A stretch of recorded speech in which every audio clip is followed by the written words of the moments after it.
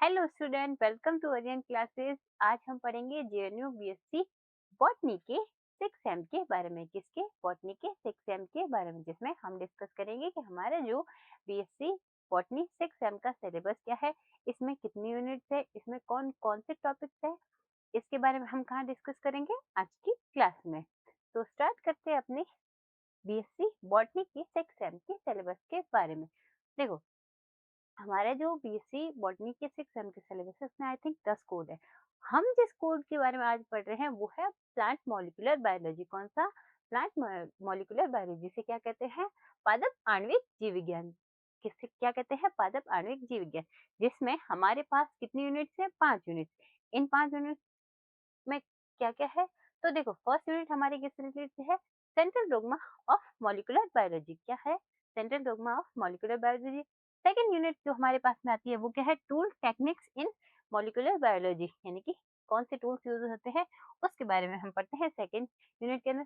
Third unit जो आती है कि isolation, purification and separation of DNA, यानी कि हमने डीएनए का आइसोलेशन कैसे हुआ, कैसे उसको प्योरिफिकेशन किया, फर्दर आगे जो है इसका सेपरेशन किया। तो ये सब किसके अंतर्गत आता है? यूनिट थर्ड के अंतर्गत। फोर्थ यूनिट क्या है हमारे? रिकॉम्बिनेंट डीएनए टेक्नोलॉजी, यानी कि पुनर्योजित जो डीएनए है उसके बारे में हम क्या पढ़ते हैं? यूनिट 4 के अंतर्गत। यूनिट 5 जो हमारे आती है उसमें हम पढ़ते हैं एप्लीकेशन ऑफ मॉलिक्यूलर बायोलॉजी के बारे में। तो हमारे जो कोड है प्लांट मॉलिक्यूलर बायोलॉजी, इसमें 5 ये वाली 5 यूनिट्स आती है। अब इन यूनिट्स में हमारे पास में कौन कौन से टॉपिक्स है तो इसके बारे में पढ़ेंगे हम। फर्स्ट यूनिट जो आती है हमारी वो क्या है? आणविक जीव विज्ञान का केंद्रीय सिद्धांत, या फिर जिसमें हम पढ़ते हैं सेंट्रल डोग्मा के बारे में। सेंट्रल डोग्मा यानी कि डीएनए से आरएनए का निर्माण कैसे हुआ, आरएनए का प्रोटीन का निर्माण कैसे हुआ, यानी कि सेंट्रल डोग्मा सिद्धांत, यानी कि डीएनए टू आरएनए क्या कहलाता है? ट्रांसक्रिप्शन। आरएनए टू प्रोटीन क्या हुआ? ट्रांसलेशन। तो ये सब हम कहाँ पढ़ेंगे? हमारी यूनिट फर्स्ट के अंतर्गत, जिसमें फर्स्ट हमें पढ़ना है अनुलेखन और अनुवाद, यानी कि ट्रांसक्रिप्शन और ट्रांसलेशन के बारे में हमें पढ़ना है। फिर हमें पढ़ना है जीवाणुओं में अनुवांशिक पुनर्संयोजन क्या होता है, प्रोकैरियोटिक और यूकैरियोटिक में जीन की संरचना कैसी होती है, और प्रोकैरियोट और यूकैरियोट में फर्दर आगे जीन अभिव्यक्ति कैसी होती है। फिर हमें पढ़ना है यूनिट सेकंड। देखो, जो फर्स्ट यूनिट है ये किससे रिलेटेड है? आपने सेम थर्ड पढ़ा होगा। सेम थर्ड में हमने आ रही जो 2 यूनिट थी, कौन सी? Cell bio and genetics. Genetics के अंतर्गत है, हमने क्या पढ़ा था?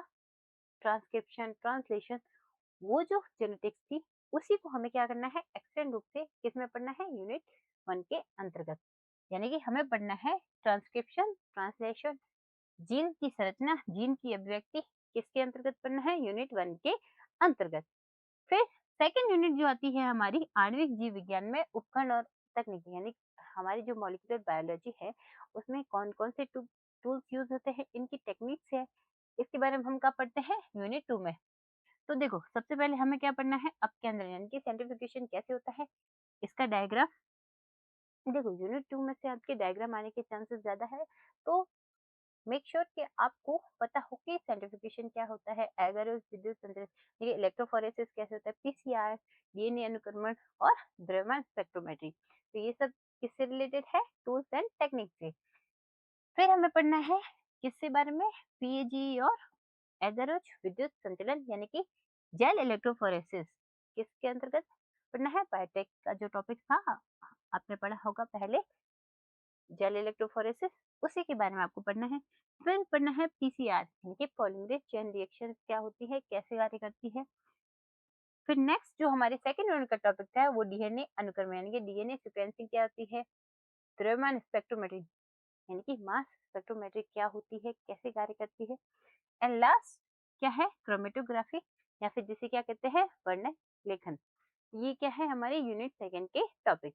फिर थर्ड यूनिट जो आती है जिसमें हम पढ़ते हैं कि डीएनए, आरएनए और प्रोटीन का हम पृथक्करण कैसे करते हैं, इन्हें शुद्ध कैसे करते हैं, प्योरिफिकेशन एंड इसके जो है विलगन, यानी कि सेपरेशन कैसे करते हैं, यानी कि isolation, purification and separation of DNA, RNA and protein. ये हम कहाँ पढ़ते हैं? यूनिट थर्ड के अंतर्गत। इसमें हमें क्या पढ़ना है कि फर्स्ट पढ़ना है डीएनए, आरएनए और प्रोटीन का पृथक्करण, शुद्धिकरण एवं विलयन।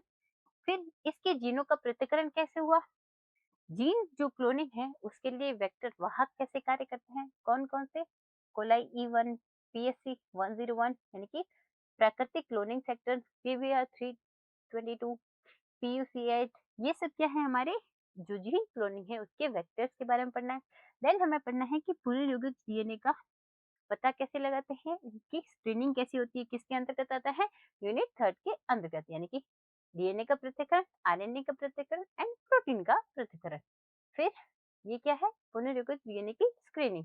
तो ये सब हमारे किसके अंतर्गत आते हैं, यूनिट थर्ड के अंतर्गत। फिर नेक्स्ट जो यूनिट आती है वो क्या है, पुनर्योगित जो डीएनए था उसके प्रौद्योगिकी के बारे में, यानी कि रिकॉम्बिनेंट डीएनए टेक्नोलॉजी हमारी यूनिट 4 है, जिसमें हमें पढ़ना है कि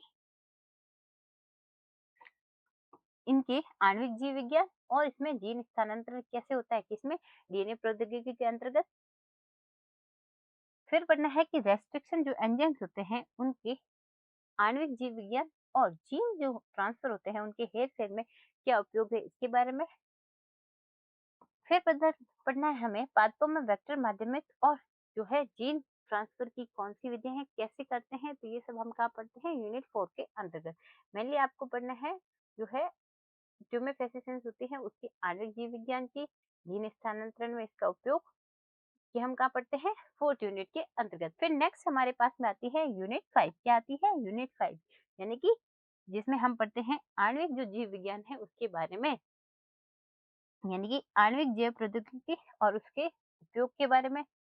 फिर हम पढ़ेंगे कि फार्माकोजेनेसिस जो होती है उसके बारे में, आनुवांशिक रूप से जो हमारे रूपांतरित पादप है उनकी आणविक क्रियाविधि और उसके अनुप्रयोग के बारे में।